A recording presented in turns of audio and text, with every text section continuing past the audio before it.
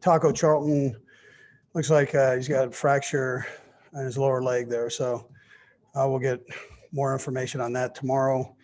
But for right now, that's what we have for you. So, and then Antonio Hamilton strained his hamstring. Fenton sprained his left ankle a bit. So those guys will get worked on.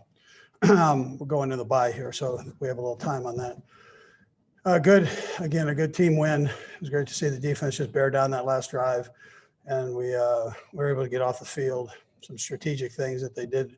I thought, well, that last play, easier said than done when you have a good kicker like they do to protect the sideline, where we did, and not allow them to get to the 40, which they tried to do. And you saw his last kick. I mean, he's got big legs. So, and then I was proud of the offense and the job that they did. EB had a great game plan, and the guys, I thought, executed it well. I think overall, both sides of the ball, probably too many penalties. You need to take care of business there.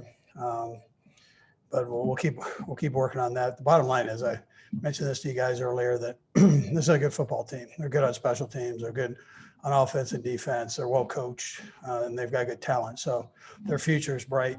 And so we knew we were going to have our hands full today. And I was just proud of the guys bearing down. Sometimes it's tough to do that when you're back in a bye week, but the guys put it down when they needed to. Anyways, with that, time's yours. Let's go first to Sam McDowell. Go ahead, Sam.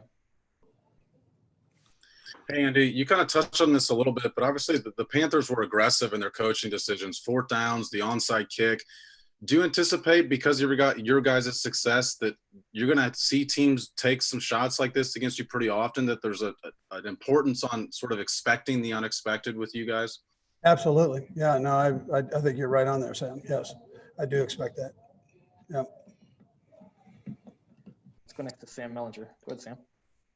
Hey, Andy, we've asked you a lot about Patrick, and you've talked a lot about Patrick, but is this the best he's played in his 3 years? And I'm wondering if are there things that he's able to do now that he wasn't able to do year 1 or 2, or is it mostly just the mistakes are gone? You understand what I'm trying to ask? Yeah, sure. No, listen, I think you're seeing the best of him right now. And some of it you might not see. So the things he does behind the scenes, and then whether it's look-offs, the small, subtle things. You heard Richard Sherman talk about it the other day, just the little intricacies of the offense and how he handles it. And everybody has full confidence in him doing his job. So I think EB would, say the same thing standing up here, that we have full confidence that he'll do what he needs to do to win a game. I mean, that's how he operates. And whether he's doing it during the week by showing up and working his tail off to make sure he knows the opponent, to what you see on game day. Let's go next to Pete Sweeney. Go ahead, Pete. Hey, Coach, congrats on the game plan and win. I know it's a long game that was back and forth, but a lot of people are going to be talking about that motion quarterback play that you hit Robinson for the touchdown. I'm wondering if you could share the origins of how that came to be. Yeah, so the last 3 weeks, Pat's been messing around with it. And so I told him, I said, we're going to put it in. And he looked at me like I was crazy, but he'd been doing it and it looked good. So said, it looks good, let's try it. And so we tried it. He goes down there during special teams and he was messing around with a couple things. And so we put it in and it worked. Let's go next to Matt McMullen. Go ahead, Matt. Hey, Coach. I was just curious if you could speak to Travis's day and what he was able to do for you guys on offense. Yeah, I thought Travis was unbelievable. He had one of those days. Just anytime big play needed, both he and Tyreek made them, and so proud of those two and how mature they are and how they've handled everything and grown as men. Most of all. So, but Trav had an all-pro day, which he is, but we never take that stuff for granted, whether it's Kels, Trav, so on, or Tyreek. I mean, even though these guys are some of the better players in the league, we never take that for granted. I appreciate all their hard work and what goes into it to get that show done on game day. Let's go next to Nate Taylor. Go ahead, Nate. Hey, Andy, wanted to ask you the idea of teams obviously being aggressive, similar to what Sam McDowell asked earlier, but when you know a team is trying to be as aggressive as possible against you, does that alter your game plan in any way, shape, or form as you sort of see the game playing out in front of you? Yeah, so I thought it was important that we at least attempted to keep the defense off the field. I mean, we had some fairly quick scores, and but at the same time, we want to put as many points on the board as we possibly can. I mean, that came in handy today. So it's not the old four corners stall here. We got to try to score, and that's hard to do in this league. But we had a couple opportunities that got past us early, but we came back and were able to get some nice shots in there that we needed. But we try to stay aggressive. To answer your question, we're going to try to always stay aggressive. Yes. Let's go next to Herbie Tiopi. Go ahead, Herbie. Hey, Coach.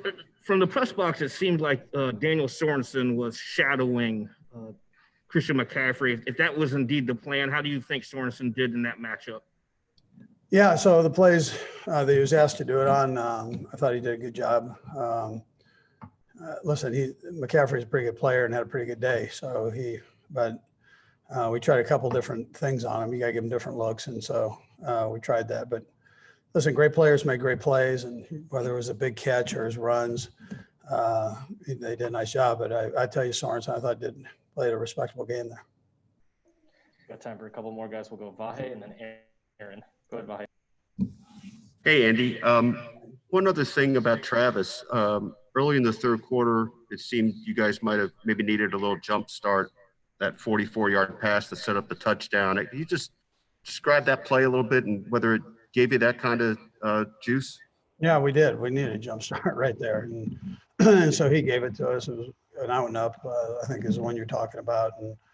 And so he did well with it. And Pat threw him a nice ball, big play. I mean, he had several big plays. I think that's one you're talking about. Let's go last to Aaron Ladd. Go ahead, Aaron. Coach, second game in a row where I'm going to ask you about this balance between the pass game and the run game. Are we just reading too much into it, or what do you think? Is there something leading to that disconnect?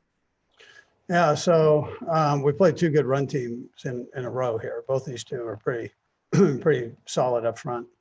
So we felt like the pass game we could execute that maybe even better than the run game, although we had some production there. And we're going to try to do what works that particular week and roll with it. So we've got good running backs, but if teams are going to try to take that away, then they got to also think about the throw game. So,